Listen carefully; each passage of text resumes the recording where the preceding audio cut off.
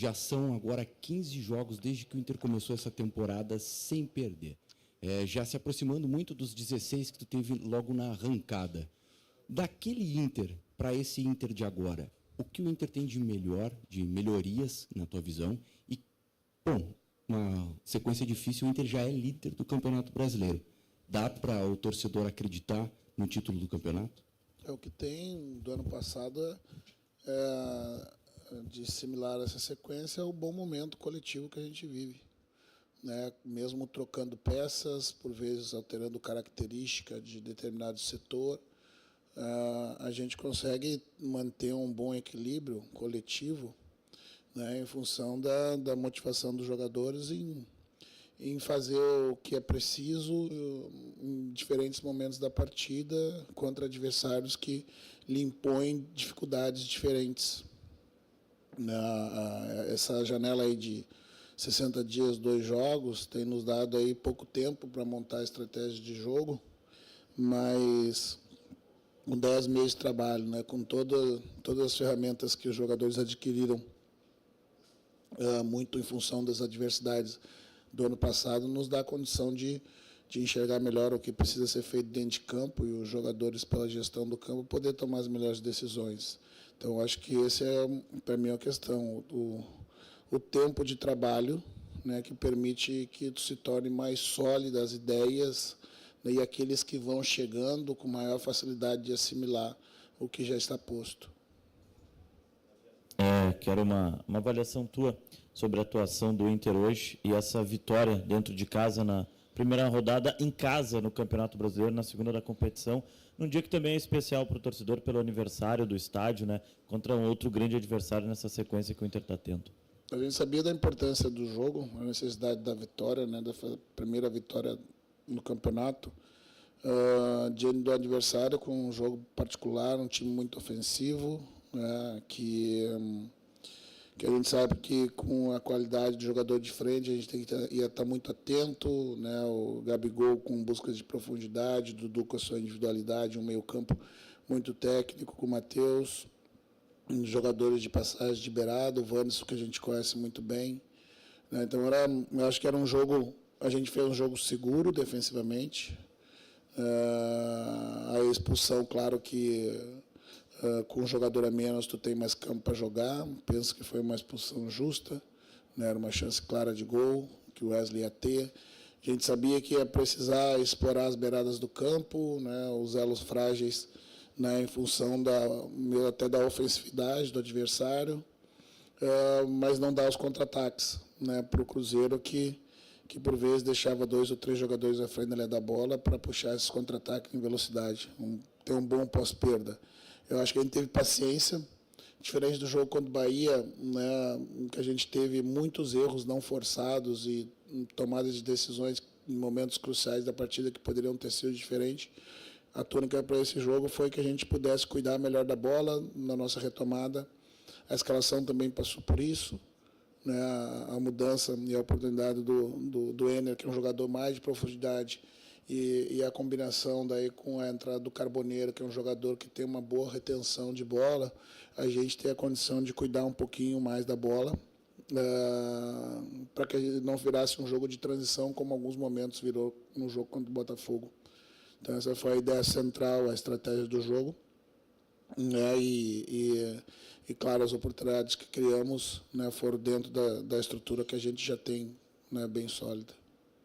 Roger, você disse agora que um dos motivos, ou o motivo da escolha do Enner foi por preferir hoje um jogo de profundidade. Hoje, você tem um centroavante titular? Existe uma disputa aberta entre Rafael Borré ou Enner Valencia? Ou você vai mudar jogo a jogo dependendo da característica, se quiser jogo apoiado ou profundidade? Qual o teu critério para definir o centroavante do Inter em cada partida? Não, o que eu disse foi que a escolha do Carboneiro foi para que houvesse a combinação melhor pela entrada do Enner como titular.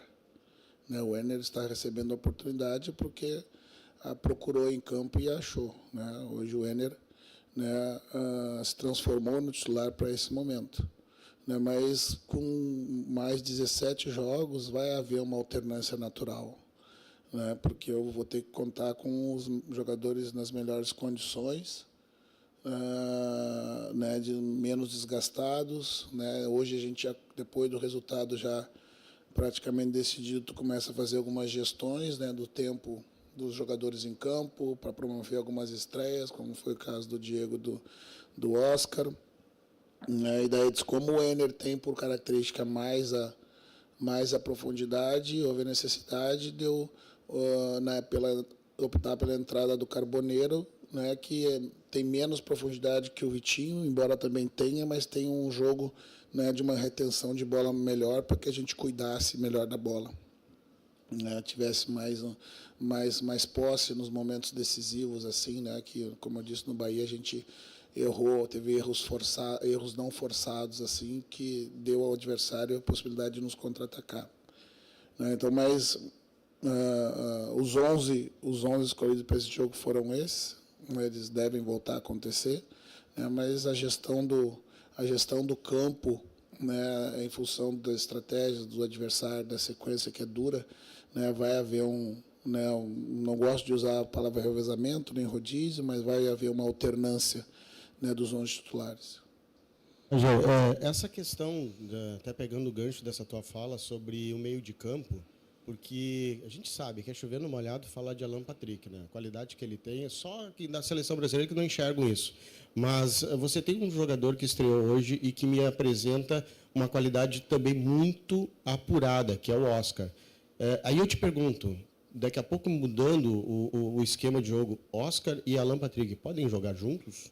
Não, nós temos 11 meses de um esquema de jogo, o esquema não vai mudar.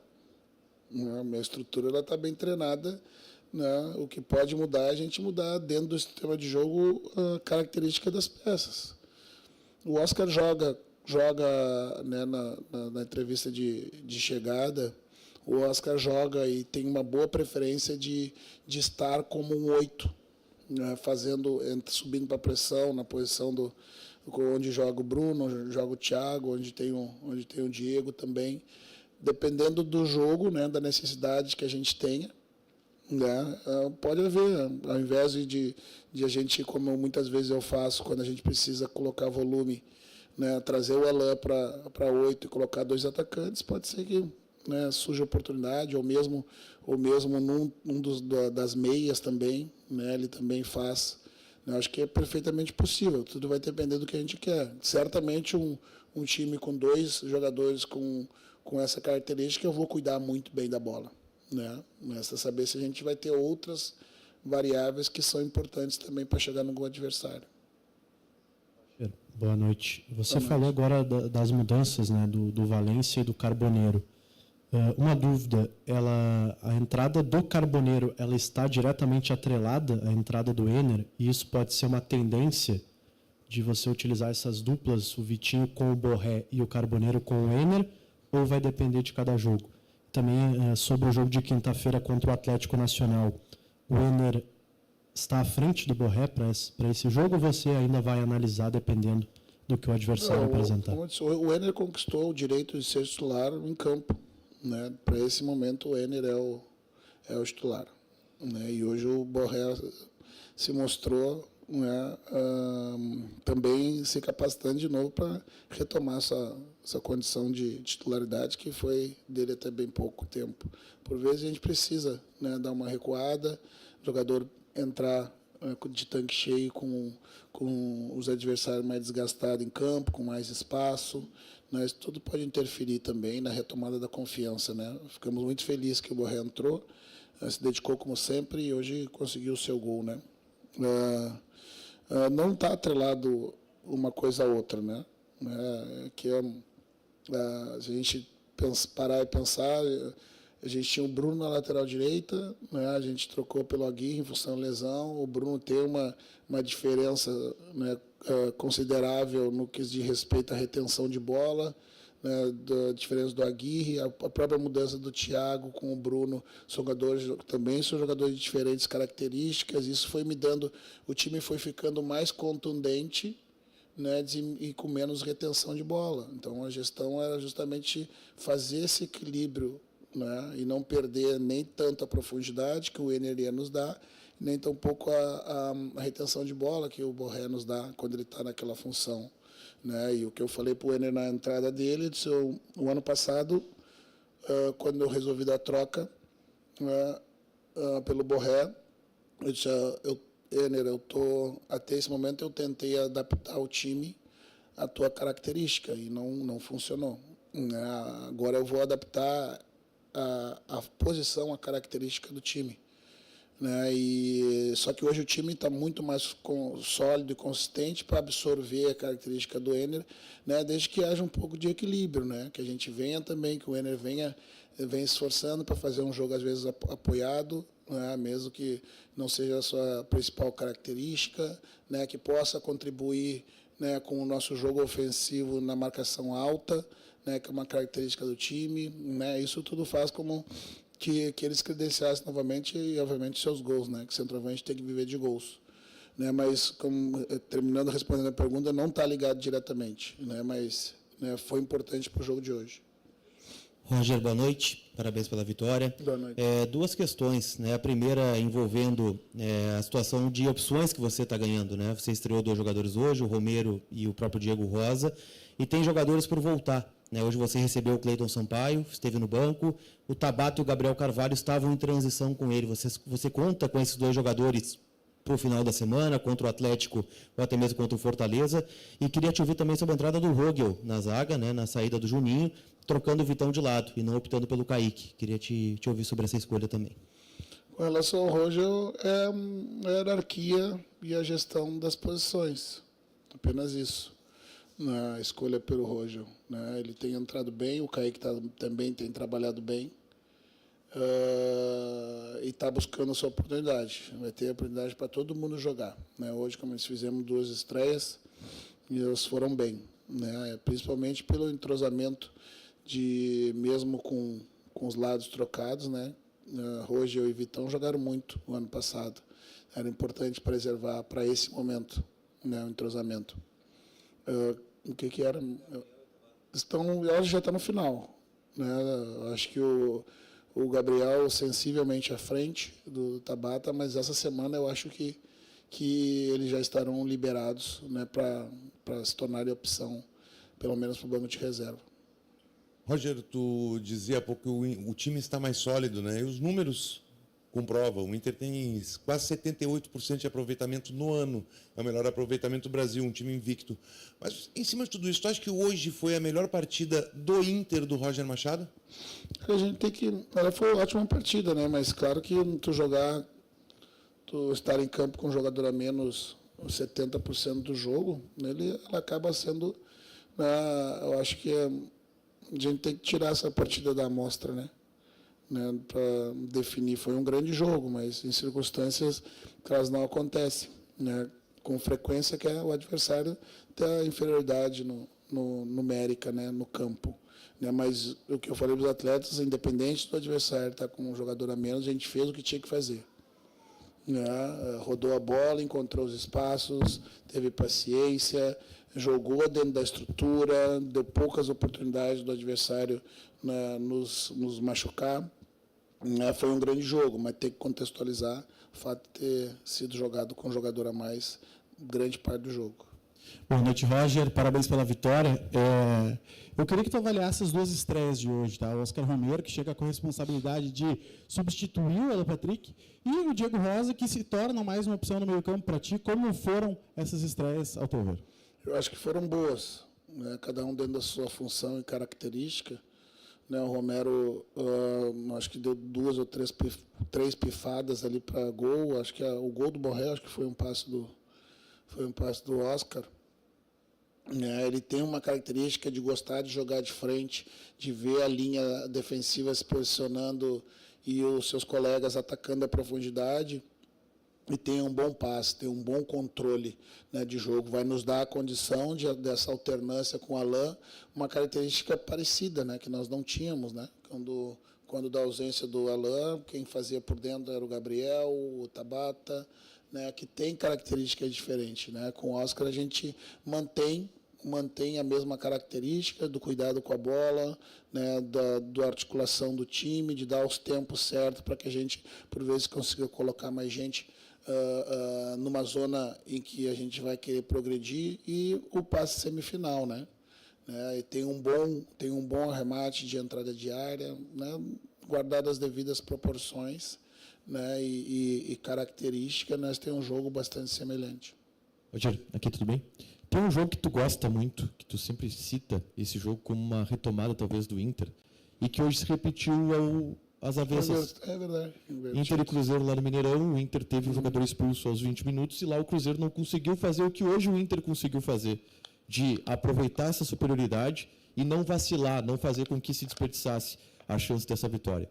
Por que o teu time está tendo esse mérito? Por que o teu time, quando tem um jogador a menos, consegue segurar, e quando tem um jogador a mais, não vacila e mata o adversário? É a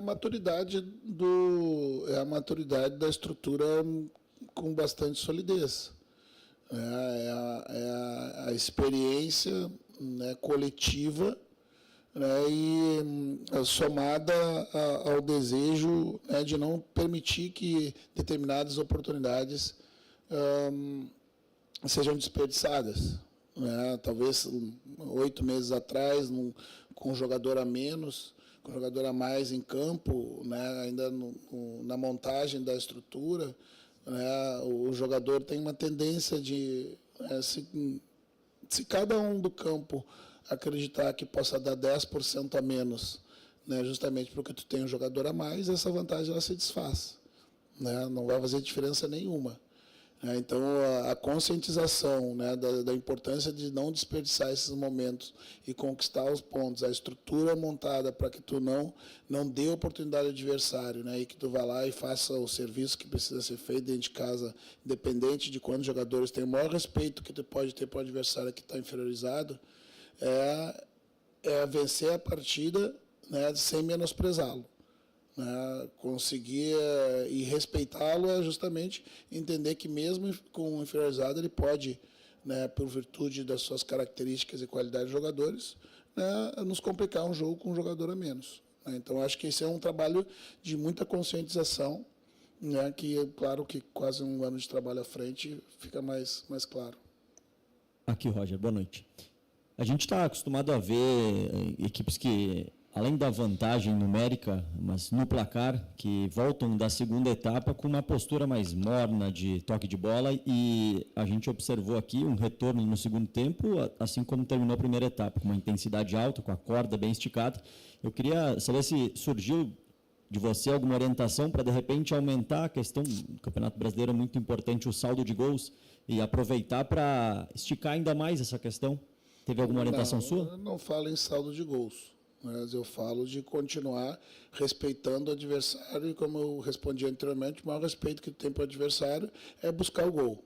Não é dando de letra, não é dando chapéu, não é por vezes, entrando na emoção do torcedor que está na arquibancada, né, que quer ver uma jogada mais plástica, é fazendo gol quando as oportunidades aparecerem.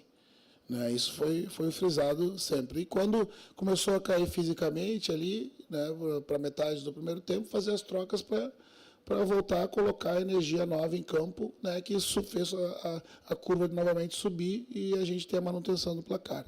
Não, o saldo é importante, mas não no sentido, né, de você falar nessa questão, de falar sim de perseguir a vitória, né, e continuar criando oportunidades para manter o adversário entendendo que não vai dar para recuperar o terreno no segundo tempo. Virando a chave para a Libertadores, uma pergunta bem particular, bem pessoal. Quando você passou a primeira prateleira dos treinadores brasileiros, começou a comandar times que estavam disputando Libertadores, se passou pela tua cabeça de ser um profissional que conquistou um título como jogador e está indo atrás de um título como treinador, são poucos? E o que representa isso para ti, se lá na frente chegar a esse feito? Não, obviamente, né, Checha, que a gente, como desportista, depois que acaba o campo e a decisão de virar treinador, a gente, né, eu tinha na minha cabeça, né, que eu gostaria de treinar os clubes que eu que eu joguei. Né? E também ter as mesmas conquistas que eu tive como atleta. Né? Colocar isso no horizonte faz com que tu comece a perseguir, né, e subir de nível para essa prateleira onde tu vai disputar essas competições. Essa é a quinta, né, Libertadores que eu estou jogando como treinador.